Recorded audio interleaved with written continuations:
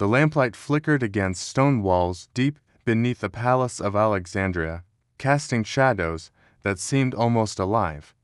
The air was thick with myrrh and something metallic, something that made your throat tighten if you breathed too deeply.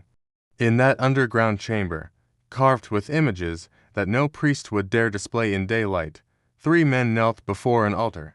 Their hands trembled, their breathing came in shallow, uneven gasps. Above them stood Cleopatra, draped in linen so fine it was nearly transparent, her skin painted with gold dust that made her seem to glow like something not quite human. Around her neck hung the Tayet amulet, the knot of Isis, symbol of the goddess's power over life and death. The chanting had stopped. In that sudden, terrible silence, something was about to happen that would bind these witnesses together through shared knowledge they could never fully speak of, not even in whispers, not even decades later when they were dying and had nothing left to fear.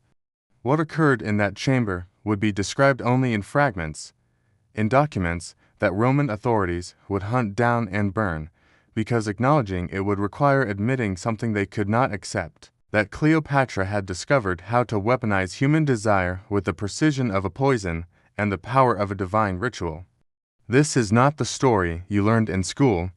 This is not about a beautiful queen who seduced powerful men through mere physical attraction.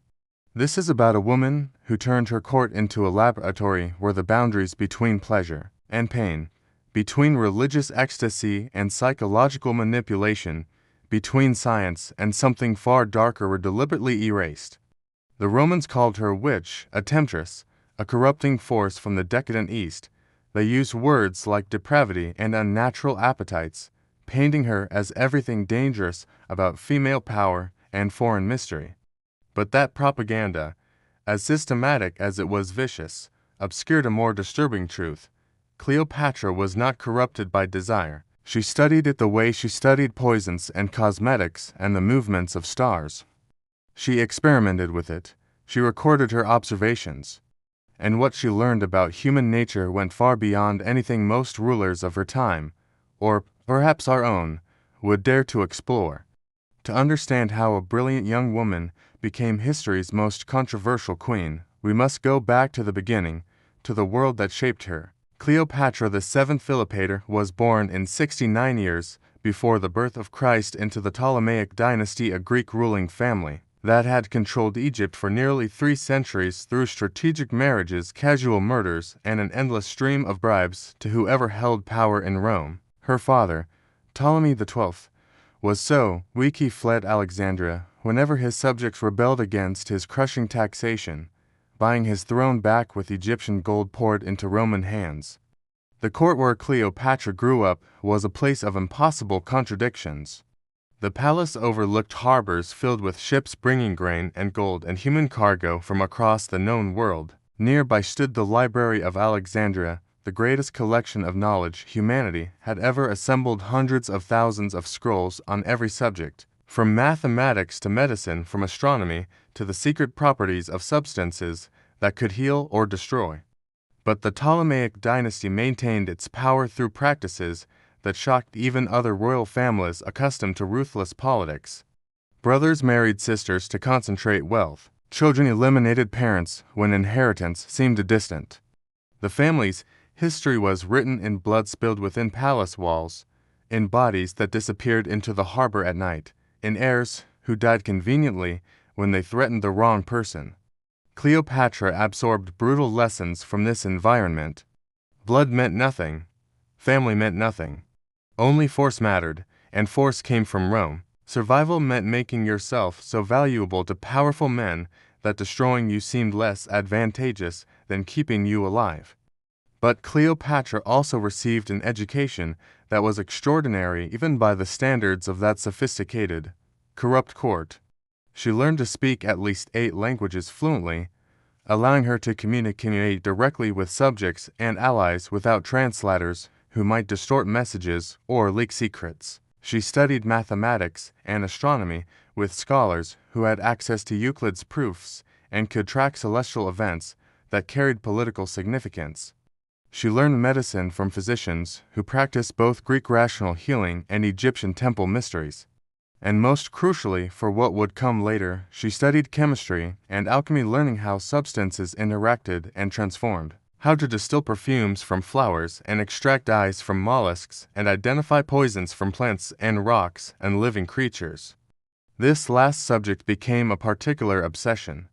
Cleopatra began systematically collecting information about toxic substances, reading everything in the library's vast holdings, consulting with priests who preserved ancient formulas, corresponding with scholars from distant regions. She was creating a comprehensive treatise on toxicology, recording symptoms and effective doses and antidotes for hundreds of deadly materials. This research was not merely academic. Poisoning was one of the primary threats facing any ruler, and understanding poisons meant understanding how to protect yourself. But knowledge about poisons also meant knowledge about cosmetics, because many ancient beauty treatments used toxic substances in carefully controlled doses. The kohl that Egyptian women used as eyeliner contained lead compounds. The white face paint aristocratic women prized was made from lead carbonate, beautiful and deadly. The red lip color came from cinnabar, mercury sulfide that accumulated in tissues and caused tremors and madness with repeated use. Understanding beauty meant understanding poison.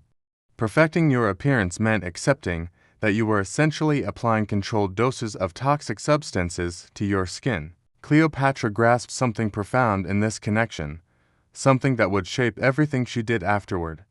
The same knowledge that could kill could also preserve and enhance. The same understanding that protected you from enemies could be turned into a weapon more subtle than any blade.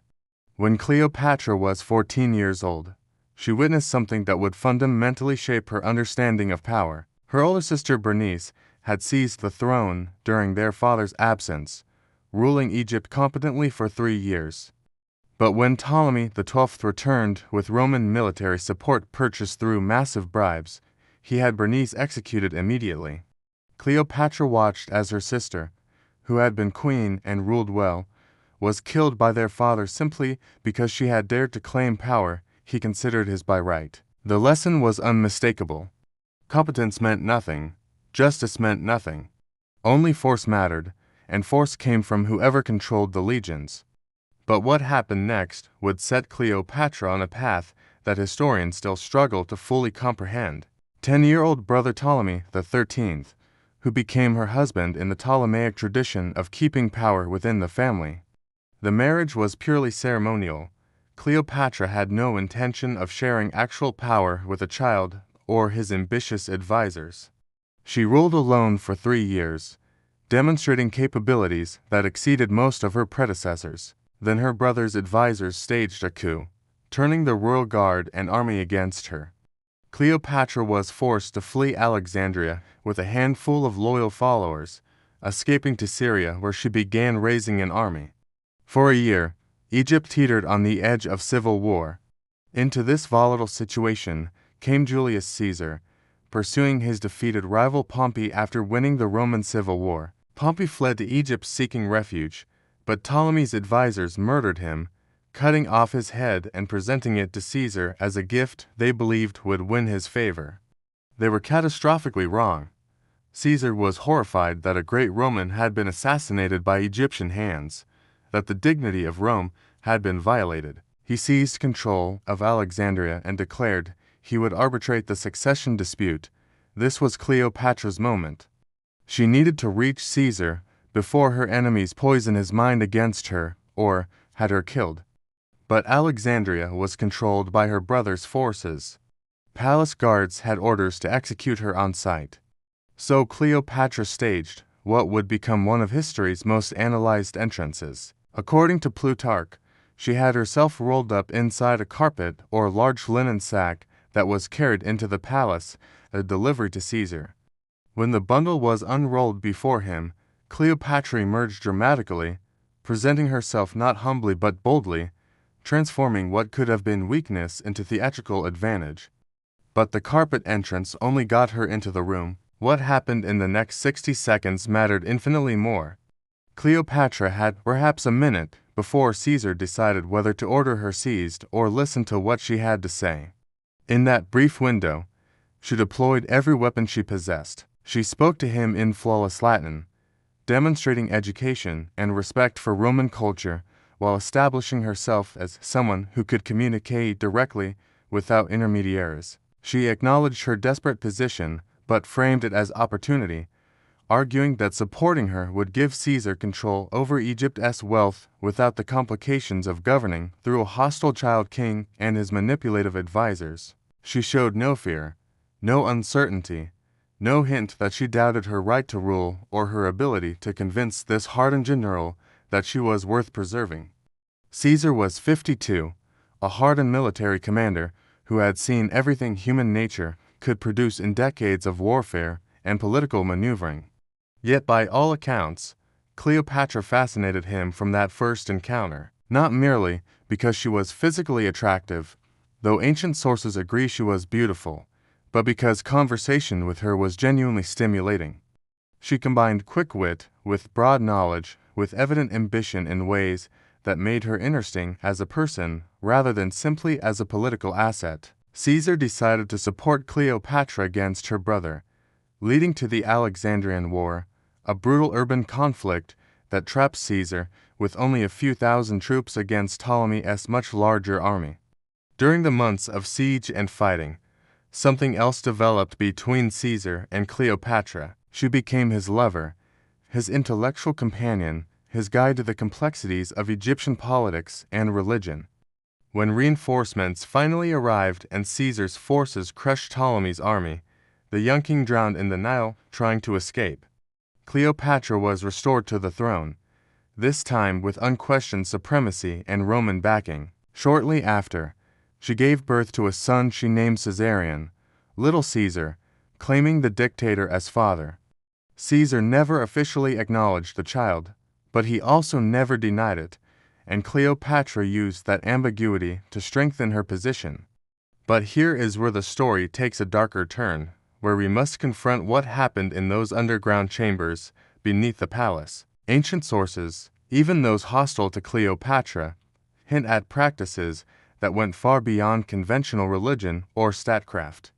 She had begun conducting experiments, systematic investigations into human responses to experiences that blurred boundaries between pleasure and pain, between voluntary submission and psychological coercion, between religious ecstasy and physical sensation. She merged her scientific knowledge of substances that affected the mind and body with ritual practices inherited from Egyptian temple traditions, creating something unprecedented. She understood that witnessing transgression bound people through shared secrets, that physical desire created vulnerabilities that could be exploited, that merging sacred ritual with intimate acts produced psychological effects that transcended both. The fragments that survive suggest she tested cosmetics on enslaved people who had no choice, observing reactions to substances applied to skin and eyes and lips. She refined her understanding of poisons through systematic experiments on condemned criminals, documenting how different substances affected human physiology, how quickly they worked, what symptoms they produced, whether antidotes existed. And in those underground chambers, she conducted rituals that combined religious invocation with practices so transgressive that even her own priests were frightened, that physicians who witnessed them refused to record their observations, completely resorting to euphemism and implication because explicit description seemed impossible. This was not corruption. This was methodology. Cleopatra approached human desire and suffering the way a natural philosopher approached any subject worthy of study, with systematic observation, careful documentation, and willingness to push boundaries that others would never dare approach. She transformed her court into a laboratory where the mechanisms of power could be explored without moral restraint, where knowledge could be pursued regardless of cost, where understanding meant control and control meant survival. The Romans who wrote about her after her death called her practices unnatural, called her appetites depraved, called her influence corrupting. But their horror revealed something they could not admit: that Cleopatra had discovered truths about human nature that made conventional political authority seem crude by comparison, that she had learned to manipulate people through understanding rather than simple force, that intelligence combined with absolute lack of restraint could create something both fascinating and monstrous. When Caesar was assassinated in Rome, Cleopatra lost her most powerful protector. She returned to Egypt and eventually formed an alliance with Mark Antony, one of Rome's new rulers, becoming his lover and bearing him 3 children. Together they challenged Octavian, Caesar's heir, for control of the Roman world. When Octavian's forces defeated them at the Battle of Actium, both Antony and Cleopatra knew what awaited them. Octavian would parade them through Rome in chains, displaying them as conquered enemies before executing them publicly. Cleopatra chose a different ending. According to tradition, she died from the bite of an asp, though some scholars believe she used one of the refined poisons she had spent decades studying. Even in death, she maintained control, transforming defeat into a kind of victory, ensuring she would never be displayed as a trophy. The underground chambers were eventually sealed. The documents describing what happened there were hunted down and burned. But fragments survived in whispers and hints, in sources that contradict each other so completely they must be describing different truths or different lies. And in those fragments emerges a portrait not of a seductress who enslaved men through beauty, but of a brilliant, ruthless woman who understood that knowledge is power, that power requires the willingness to cross boundaries others respect, and that history judges women differently than men for the same behaviors. Cleopatra remains history's most controversial queen, not because of what she did, but because she did it without apology, without pretense, with intelligence that threatened everyone who encountered her and methods that still disturb us 2,000 years after her death.